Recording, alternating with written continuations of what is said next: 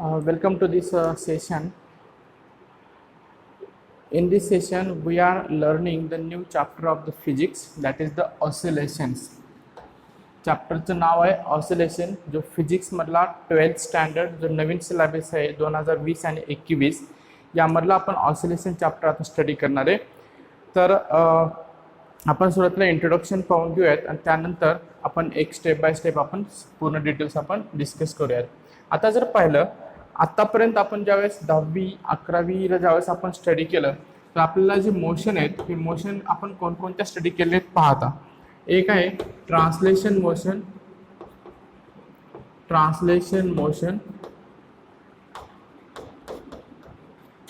Second it is the translation motion म्हणजे linear motion.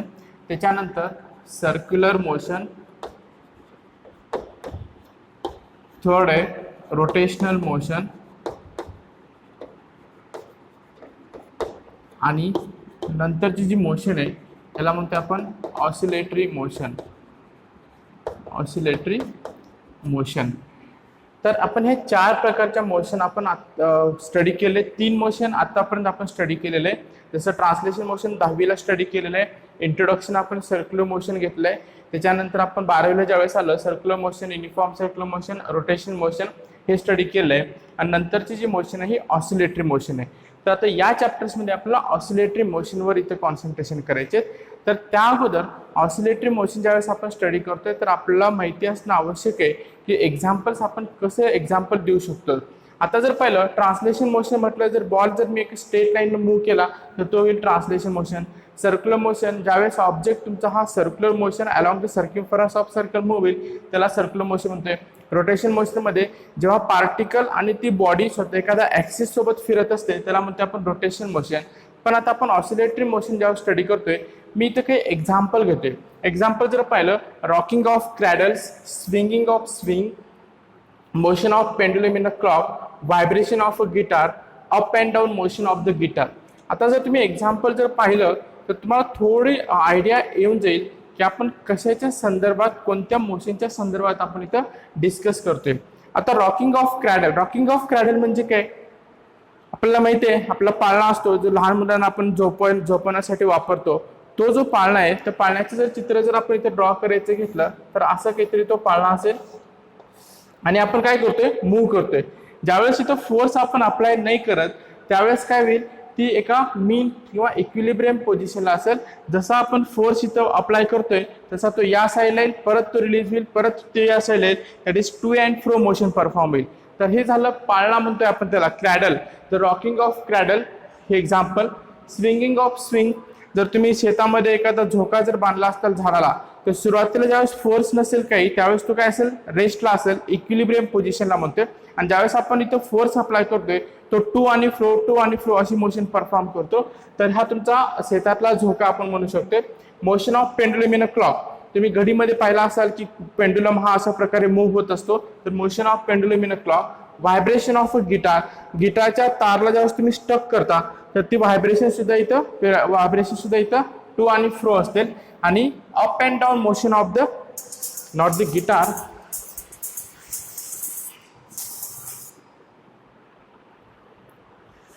up and down motion of the guitar. It is not the guitar, it is the needle in the swing machine.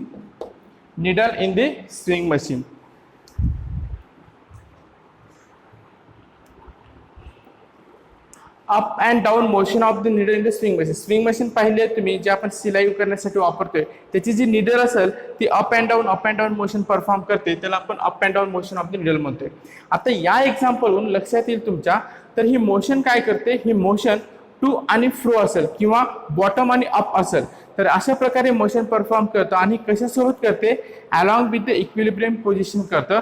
म्हणजे इथं आपल्याला 2 प्रकारचे असेल. एक आहे equilibrium position किंवा त्याला म्हणतोय आपण मेन पोझिशन. समजलं. तर आता आपण ऑसिलेटरी मोशन म्हणजे तुम्हाला एक्झाम्पल नक्कीच लक्षात आलं असेल.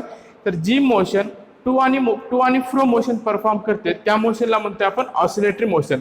आता परत आणखीन ऑसिलेटरी मोशन जाण्याच्या अगोदर मी पहिल्यांदा पिरियडिक मोशन म्हणजे काय ते डिफाईन करतोय. The periodic motion is what the the motion which repeats in equal interval of time is called periodic motion. तर आता इथे पिरियडिक मोशनची डेफिनेशन काय होईल? The motion which will repeats in equal interval of time is called as a periodic motion. म्हणजे continuously periodic motion मध्ये काय होईल? ती मोशन रिपीट होते. आता ज्यावेळेस तुम्ही फॅन एका स्पीडला तुम्ही 3च्या किंवा 4च्या स्पीडला जर तुम्ही त्याची स्पीड फिक्स केली असेल, तर ज्यावेळेस ती स्पीड ॲक्वायर केली जाईल तर एका कंटिन्यू टाइममध्ये त्याची जे पेज आहेत त्याचे जे मोमेंट्स आहेत ते काय असतील? सेम असतील.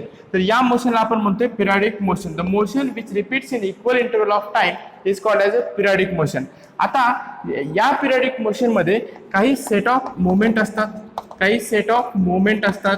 जसं मोमेंट काय झालं? निडलची अप डाऊन मोशन असेल. एखादा समजा आता हा पाळणा घेतला, पाळण्याची टू आणि फ्रो मोशन असेल. फॅन घेतला, फॅनची तुमची मोशन असेल. तर हे जे सेट ऑफ मोमेंट असतील हे फिक्स असतील एका पर्टिक्युलर टाइमला. समजतंय? म्हणजेच आपण एक पर्टिक्युलर टाइम घेतला तर ते जे सेट ऑफ मोमेंट परफॉर्म करतायत त्याला आपण काय होतं? ते फिक्स असतील. आता या ठिकाणी the time taken by one set of moment is called period of motion. तर आपण डिफाइन करतोय टी. म्हणजेच मी आता आणखी ऑसिलेटरी मोशन इथे डिफाइन करत नाही. मी फक्त आता इथे इंट्रोडक्शन देतोय पिरियडिक मोशनचं. एक्झाम्पल तर आपल्याला माहिती असतील. एक्झाम्पल आपण पिरियडिक मोशन डिफाइन करतोय. The motion which repeats in equal interval of time is called as a periodic motion. आणि प्रत्येक पिरियडिक मोशन मध्ये जी बॉडी परफॉर्म करते काही मोमेंट आणि हे जे सेट ऑफ मोमेंट असतील हे काय असतील? फिक्स असतील. आता जर एक सेट ऑफ मोमेंट तो कम्प्लीट करण्यासाठी किती टाइम लागतो? That is nothing but the period of this periodic motion किंवा time period of the motion असं आपण इथं म्हणतोय. तर हे एक्झाम्पल लक्षात करून घ्या. हे इंट्रोडक्शन आपण दिलेलं आहे पिरियडिक मोशनचं. आता याच्यानंतर मी डिफाइन करतोय ऑसिलेटरी मोशन. आता जर पहिला आपण ऑसिलेटरी मोशन ज्यावेळेस डिफाइन करतोय,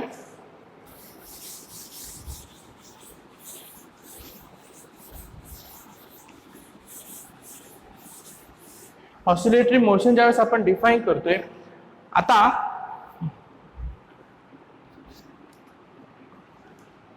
ऑसिलेटरी मोशन ही एक पिरियडिक मोशन आहे. Oscillatory motion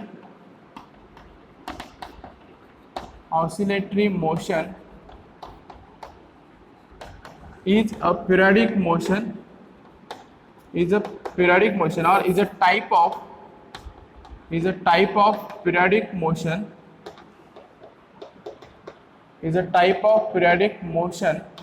in which particles of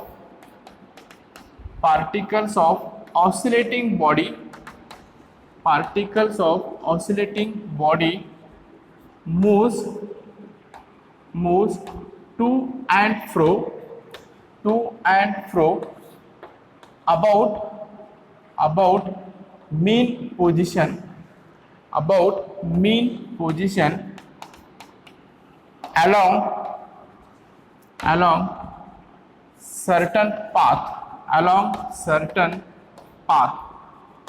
along certain path is called oscillatory or vibratory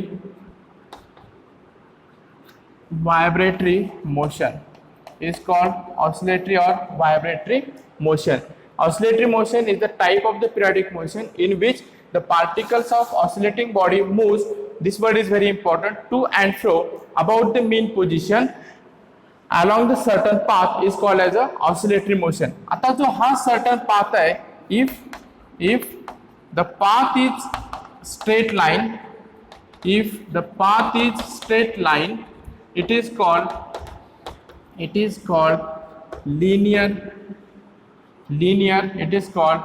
linear simple harmonic motion. So I will now explain what is simple harmonic motion.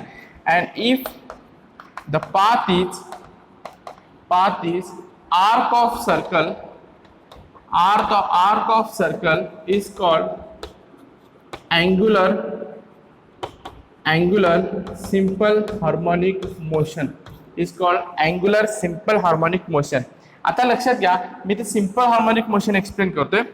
He motion periodic motion असेल आणि ही periodic motion काय करेल, यावेळेस simple harmonic motion म्हणजेच याचं जे acceleration असेल, याचं जे डिस्प्लेसमेंट आहे, डिस्प्लेसमेंट याची जी व्हेलॉसिटी आहे, हे आपण रिप्रेझेंट करतोय by sine and cosine function. by sine and cosine function, and these sine and cosine functions are called as harmonic function. Therefore this motion is called simple harmonic motion. Getting? Simple harmonic motion म्हणजे त्याला आपण म्हणतोय SHM. हा concept आहे simple harmonic मोशनचा. लक्षात घेत आहे. म्हणजे तुम्हाला जे त्याची व्हेलॉसिटी असेल, डिस्प्लेसमेंट असेल, ॲक्सेलरेशन असेल, हे आपण डिफाईन कशाने करतोय, साइन आणि कोसाइन फंक्शन. आणि साइन आणि कोसाइन फंक्शनलाच आपण कोणतं फंक्शन म्हणतोय, हार्मोनिक फंक्शन म्हणतोय. म्हणून त्या मोशनला आपण काय म्हणतोय, सिंपल हार्मोनिक मोशन. आता जर सिंपल हार्मोनिक मोशन मध्ये तुमचे जे पार्टिकल्स आहेत हे जर समजा टू आणि फ्रो अलॉंग द स्ट्रेट लाईन जर फ्लो होत असतील तर म्हणायचं लिनियर सिंपल हार्मोनिक मोशन. आणि जर ते आर्क क्रिएट करत असेल, जसं कोनिकल पेंडुलम मध्ये जसे आर्क फॉलो करत असतील, it is arc of the circle, तर त्याला म्हणतोय आपण अँग्युलर सिंपल हार्मोनिक मोशन. समजलं? आता परत आणखीन एक कन्सेप्ट नवीन असं आहे. आता पिरियडिक मोशन म्हटलं की ती ऑसिलेटरी मोशन आली, परंतु जर प्रत्येक पिरियडिक मोशन ही तुमची ऑसिलेटरी मोशन असते, पण प्रत्येक ऑसिलेटरी मोशन ही पिरियडिक मोशन म्हणजे काय पहा, मी कन्सेप्ट काय सांगतो पहा. each periodic motion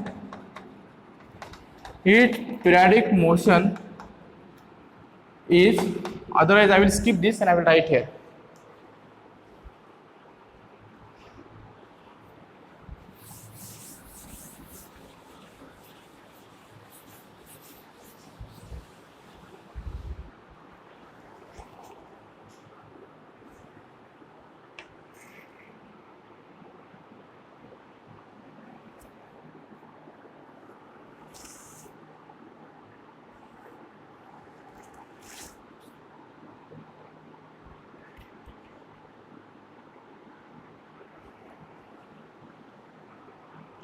एक स्टेटमेंट आहे आता, every oscillatory motion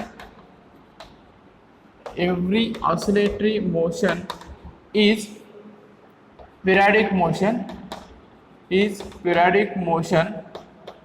but every periodic motion is not oscillatory motion. Every oscillatory motion is the periodic motion, but every periodic motion is not the oscillatory motion. Means what? Oscillatory motion हा periodic motion चाच एक type आहे. म्हणजे प्रत्येक periodic motion प्रत्येक oscillatory motion हे काय असणार आहे, periodic motion असणार आहे. पण प्रत्येक periodic motion हे oscillatory motion असणार आहे. जसं पहिला आपण सर्क्युलर मोशन आपण पाहिलेलं आहे. सर्क्युलर मोशन ही कोणती मोशन आहे, युनिफॉर्म सर्क्युलर मोशन ही कोणती मोशन आहे, पिरियडिक मोशन आहे. पण ही periodic motion it is not the oscillatory motion. कारण ऑसिलेटरी मोशन मध्ये काय होईल, टू आणि फ्रो, समजा ही मेन पोझिशन असेल, टू आणि फ्रो अशी मोशन होईल. किंवा आर्क घेतलं तर हे अशा प्रकारे मोशन, जर इक्विलिब्रियम पोझिशन घेतलं अशा प्रकारे तुमची बॉडी हे काय होईल, मोशन मध्ये असेल. परंतु सर्क्युलर मोशन मध्ये it is perform complete circle, the object will move और body will move it along the complete circumference of a circle. त्याच्यामुळं ही जी बॉडी आहे सर्क्युलर मोशन ही पिरियडिक मोशन आहे, परंतु ऑसिलेटरी मोशन नाहीये. समजलं? So every oscillatory motion is the periodic motion, but every periodic motion is not the oscillatory motion. You can take the example of the circulatory motion. Getting? So this is the important point. This is the introduction regarding the oscillatory motion. Now we will see the different we will see one experiment, and with the experiment we can understood all the concept of the oscillatory motion.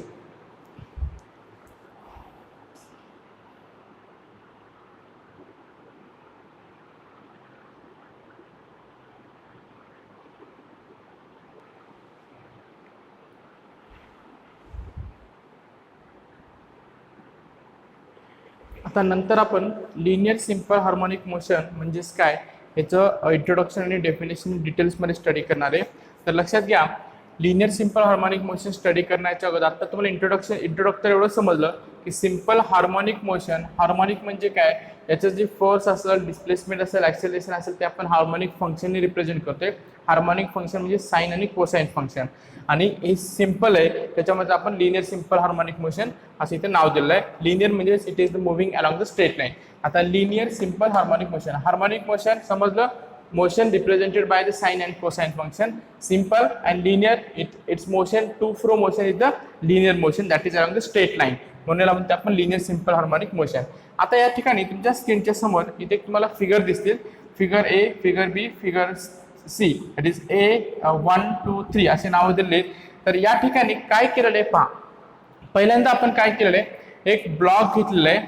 Block याचं मास किती आहे m, आणि या ब्लॉकला एक spring घेतली. स्प्रिंगचा एक end या rectangular ब्लॉकला attach केला आहे आणि दुसरा एंड हा फिक्स रिजिड सपोर्टला केलेला आहे. ऑपरेशन काय होईल या ठिकाणी समजून घ्या व्यवस्थित. आता ज्यावेळेस इथं फोर्स 0 असेल, म्हणजे फोर्स इथं आपण काही अप्लाय केले नाही, तर ही पोझिशन कोणती आहे तुमची, ही रिलॅक्स्ड पोझिशन आहे. म्हणजे यावेळेस तुम्ही फक्त एक एंड त्या स्प्रिंगचा एक एंड ब्लॉकला कनेक्ट केला, दुसरा एंड फिक्स सपोर्टला केला, इथं कोणता पण फोर्स अप्लाय नाही, तर त्याला म्हणतो आपण रिलॅक्स मोड म्हणतोय. आणि इथं जो फ्रिक्शन सरफेस आहे तो फ्रिक्शनलेस सरफेस आपण तिन्ही पण केसला घेतलेला आहे. It is a frictionless surface. समजलं. आता नंतरच्या केसमध्ये काय करतोय मी जो रेक्टँग्युलर बॉक्स आहे, हा रेक्टँग्युलर बॉक्स मी स्ट्रेच करतोय, म्हणजे या साईडला ओढतोय. मी ते फोर्स अप्लाय करतोय, माझ्या हाताने तो फोर्स मी अप्लाय करतोय. त्याच्यामुळे हा ब्लॉक याची पोझिशन काय होईल, या ठिकाणी पोझिशन होईल. सुरुवातीला तो या ठिकाणी होता, सेंटरला जिथे अलाइनमेंट केली या ठिकाणी होता. मी ज्यावेळेस फोर्स अप्लाय केला या साईडला, कोणत्या साईडला, राईट साईडला, त्यावेळेस तिथं आपल्याला इथे एक फोर्स एक्झिस्ट झाला, जो फोर्स मी अप्लाय केलेला आहे. आणि त्याच्यामुळं फोर्स अप्लाय केला म्हणजेच या ब्लॉकची काय झाली, डिस्प्लेसमेंट झाली. बरोबर आहे. आता ज्यावेळेस मी रिलीज करतोय, म्हणजेच मी इथे फोर्स रिलीज करतोय, तर ही स्प्रिंग काय करेल, the spring will exert the force on the block. Spring काय करेल, एक्झर्ट करेल फोर्स कशावर, ब्लॉकवर. आणि हा ब्लॉक काय होईल, हळूहळू या पोझिशनला येईल, तो टू आणि फ्रो मोशन परफॉर्म करेल आणि तो परत काय होईल, इक्विलिब्रियम पोझिशनला होईल. म्हणजे ही जी पोझिशन असेल, ही पोझिशन कोणती पोझिशन असेल या ठिकाणी आपल्याला, इक्विलिब्रियम पोझिशन, किंवा त्याला काय म्हणतो आपण, मीन पोझिशन. समजलं, इक्विलिब्रियम पोझिशन किंवा मीन पोझिशन. आता ज्यावेळेस मी फोर्स अप्लाय केला, स्प्रिंग स्ट्रेच झाली, तुमचा ब्लॉक या ठिकाणी आला. जसं मी फोर्स रिमूव्ह केलं, तिथे एक रिस्टोरिंग फोर्स ऍक्ट झालं. कोण रिस्टोरिंग फोर्स ऍक्ट करतं, स्प्रिंग करते. कशावर करते, ब्लॉकवर करते. आणि त्यामुळं हा जो ब्लॉक टू आणि फ्रो मोशन परफॉर्म करेल आणि परत तो ट्राय करेल return to gain its original position. Getting. परत मी जी आपली थर्ड केस आहे, थर्ड केसमध्ये काय केलं आहे, हा जो ब्लॉक आहे मी कंप्रेस केलेला आहे. म्हणजे रेक्टँग्युलर ब्लॉक स्प्रिंग काय केली आहे, कंप्रेस केली आहे. कंप्रेस ज्यावेळेस केली आहे त्यावेळेस त्याचं डिस्प्लेसमेंट होईल, एक्स डिस्प्लेसमेंटने कंप्रेस केलं. जसं इथून मी फोर्स रिलीज करतो, फोर्स रिलीज केलं की तुमची जी स्प्रिंग असेल ते काय होईल, परत फोर्स अप्लाय करेल कशावर, ब्लॉकवर, आणि परत टू आणि फ्रो मोशन परफॉर्म होईल. आणि ज्यावेळेस टू आणि फ्रो मोशन परफॉर्म होईल त्यावेळेस परत हा जो ब्लॉक आहे तो ट्राय करेल to regain its original position. Getting. म्हणजेच या ठिकाणी आपला एक फोर्स एक्झर्ट होतो. ज्यावेळेस आपण फोर्स फर्स्ट केसमध्ये आणि थर्ड केसमध्ये अप्लाय करतोय तर आपला एक फोर्स भेटणार आहे. तो कोणता फोर्स आहे, रिस्टोरिंग फोर्स. Restoring force. आणि हा रिस्टोरिंग फोर्स हा काय करतो, it will always tries to regain its original position. म्हणजे तुम्ही इथं स्ट्रेच केला तो परत इकडे यायला ट्राय करतोय, कंप्रेस केला तो इकडच्या साईडला ट्राय करतोय. म्हणजेच हा जो फोर्स आहे, हा फोर्स तुम्ही डिस्प्लेसमेंट मी या ठिकाणी करतोय, पण तुमचा जो फोर्स कोणत्या डायरेक्शन असेल, या साईडला डायरेक्शन असेल. म्हणजे मी राईटला जर डिस्प्लेसमेंट केलं तर फोर्स कोणत्या साईडला, लेफ्ट साईडला. मी जर फोर्स लेफ्ट साईडला केलं तर तुमचा जो फोर्स आहे तो काय होईल, राईट साईडला होईल. म्हणजेच that force is proportional to the displacement but it is the opposite to the displacement. म्हणजे हा जो रिस्टोरिंग फोर्स आहे हा काय होईल, दिस F is equal to minus kx. This k is nothing but it is the constant, or it is a spring constant. Spring constant. It depends on the elastic property of the spring. So it is spring constant. आणि हे जे force आहे म्हणजे restoring force, restoring force and displacement are in opposite direction, and they are always tries to regain its original position. Getting. आता ज्यावेळेस तुम्ही first केस consider केली, third केस consider केली, त्या ठिकाणी तुम्हाला एफ इज इक्वल टू प्रत्येक केसमध्ये काय भेटलाय, मायनस के एक्स भेटलाय. आता जर मी इथं ऍक्सेलरेशन घेतो, इथं acceleration is equal to what, we know the basic Newton's law that is F is equal to mass into acceleration. So acceleration is equal to F upon M, म्हणजे F is equal to minus K upon M into x.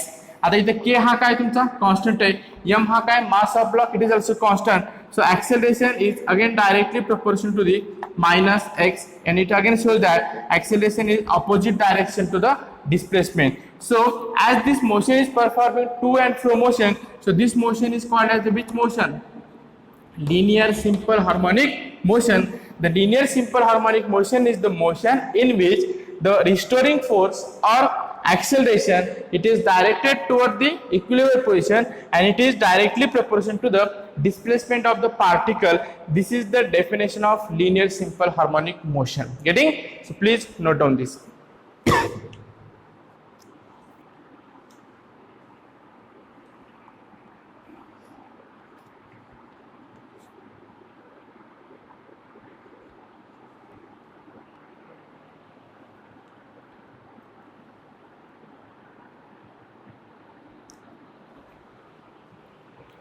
Now we will define what is the linear simple harmonic motion, that technically how we can define the linear simple harmonic motion. So please note down this. So I am getting the two equation there, f is equal to minus kx, and second equation the acceleration is minus k upon m into x. So what is the linear simple harmonic motion? Linear simple harmonic motion is the simple periodic motion. बरोबर आहे, हे periodic motion असणार आहे. It's simple periodic motion in which restoring force समजला असेल सर्वांना, असं मी गृहीत धरतोय. रिस्टोरिंग फोर्स म्हणजे काय, तुम्ही जो फोर्स अप्लाय केलेला आहे एक्सटर्नली, त्याच्या अपोजिट फोर्स असेल, आणि तो फोर्स ऑलवेज ट्राय काय करेल, तो जो ब्लॉक आहे तो इक्विलिब्रियम पोझिशन आणण्यासाठी तो ट्राय करेल. आता the in which the restoring force और acceleration is always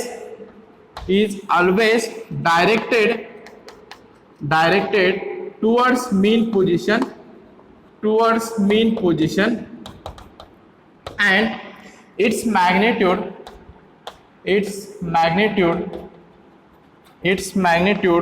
is directly proportional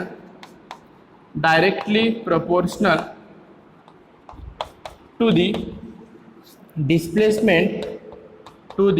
displacement of a body from its mean position.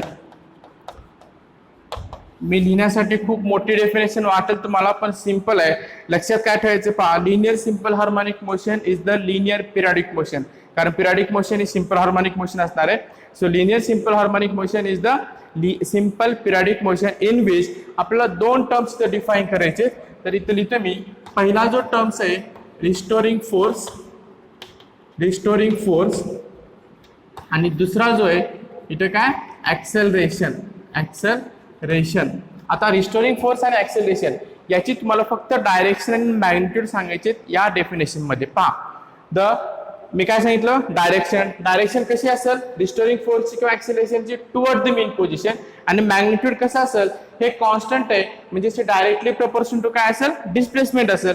म्हणजे आपल्याला रिस्टोरिंग फोर्स आणि ऍक्सेलरेशन याचं डायरेक्शन आणि मॅग्निट्यूड सांगायचे डेफिनेशन मध्ये. That become the perfect definition for the linear simple harmonic motion. So linear simple harmonic motion is the simple harmonic motion in which restoring force or the acceleration, पहिल्यांदा direction घ्या, is the directed toward the mean position, नंतर magnitude घ्या, and the magnitude is directly proportional to the displacement कुठून, from mean position. Getting? The linear simple harmonic motion is defined as it is a simple periodic motion in which the restoring force and acceleration of a body is directed toward the mean position and the magnitude is directly proportional to the displacement from the mean position. म्हणजे याची direction कशाची restoring force आणि ॲक्सेलरेशनची ही कशी आहे directly proportional to the magnitude directly proportional to displacement आणि direction it is always directed toward the mean position. हा simple experiment डोळ्यासमोर ठेवायचा. स्प्रिंग ज्यावेळेस स्ट्रेच केली आणि मी रिलीज जर केलं फोर्स तर तो काय होईल लेफ्ट साईडला म्हणजे मेन पोझिशनकडे जाईल रिस्टोरिंग फोर्स. मी ज्यावेळेस कंप्रेस करतोय तो परत मेन पोझिशनला जाईल म्हणजेच राईट साईडला जाईल. तर अशा प्रकारे आपण ही सिंपल डोळ्यासमोर ठेवून डेफिनेशन लक्षात ठेवू शकतो. परत मी डिफाईन करतोय linear simple harmonic motion is the simple periodic motion in which the restoring force and the acceleration is directed toward the mean position and its magnitude is directly proportional to the displacement from the mean position. This is the definition of the simple linear simple harmonic motion.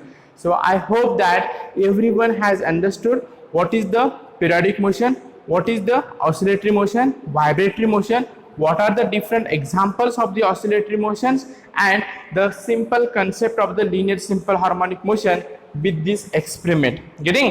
So this is the all about the today's session. So please go through the each and every points that taught today in this session and definitely you will get the interest in the oscillation. Simple chapter आहे. Oscillation आपल्याला परत खूप चांगल्या प्रकारे command घ्यायचं आहे. तर एक एक जसं जसं आपलं सेशन होईल तसं तसं तुम्हाला नक्कीच त्या गोष्टी समजत जातील. तर या गोष्टी पूर्णपणे नोट डाऊन करून घ्या, व्यवस्थितपणे व्हिडिओ पाहून घ्या जेणेकरून तुम्हाला ऑसिलेशनमध्ये नक्कीच इंटरेस्ट येईल आणि पुढचा सेशन आणखीन इंटरेस्टिंग होईल. आता मी सांगतोय ऑसिलेटरी मोशन ही कोणती मोशन आहे पिरियडिक मोशन आहे. प्रत्येक ऑसिलेटरी मोशन हे पिरियडिक मोशन असतं पण प्रत्येक पिरियडिक मोशन ही ऑसिलेटरी मोशन नाहीये. त्याच्यानंतर आपण त्याला का हार्मोनिक म्हणतोय कारण याची जे व्हेलॉसिटी असेल ॲक्सेलरेशन असेल डिस्प्लेसमेंट असेल जे की तुम्ही टर्म्स आहेत ते डिफाईन कशाने करतोय साइन आणि कोसाइन फंक्शनने करतोय. साइन आणि कोसाइन फंक्शन ह्या कोणते हार्मोनिक फंक्शन आहेत म्हणून या मोशनला आपण म्हणतोय हार्मोनिक फंक्शन. आता जर ही तुमची मोशन पिरियडिक मोशन टू आणि फ्रो अलॉंग द स्टेट असेल तर त्याला म्हणायचं लिनियर सिंपल हार्मोनिक मोशन आणि if it is along the arc of the circle so that will be your angular simple harmonic motion. आणि हा एक सिंपल कन्सेप्ट आहे what is the linear simple harmonic motion with the experiment and this is the important definition that we learn today. Getting? So all this is about the introduction regarding the oscillations, oscillatory motion, periodic motions, linear simple harmonic motion with the simple experiment. So I hope that everyone has understood this today's session. If you like this video, please hit the like button. If you are not subscribed this channel, so please subscribe the channels to get the updated information regarding the new videos. So thank you for watching this video. Tomorrow we will see you again at the same time. Thank you.